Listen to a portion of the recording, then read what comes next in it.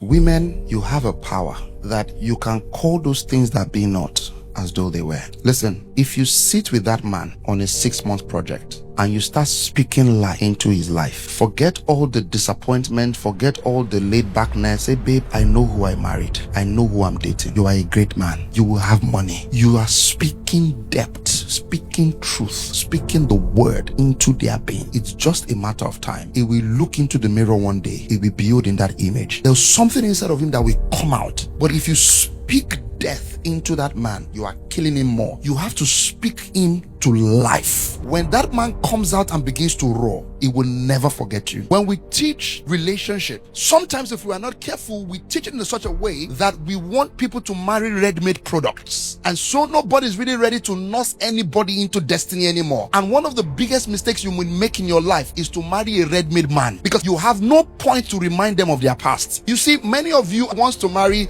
that tech bro that is already earning $10,000, but you didn't contribute anything to speaking into his destiny. So now you are wondering why he doesn't respect you, because you were not found when it was being made. All you want is a finished product. But you see, some of our parents, why they had 30 years married long standing, is that they called the dead out of that person back to life. They made the word walk. In other words, when we say the word walks, that husband was the word that became flesh, that dwelt amongst them. It was not just something that just happened inside of them. No, they brought flesh out of that dead person back to life. In other words, this Femi that I'm seeing come out, not the Femi that people know, not the Femi that the father know. Guess what? Not even the Femi that you know. There is a Femi me I know when I was praying. Femi, come back to life. Listen, women, your assignment is nurturing. That's why we call you woman, womb man. You carry a womb for a reason. It's not just to incubate babies, it's to incubate destinies.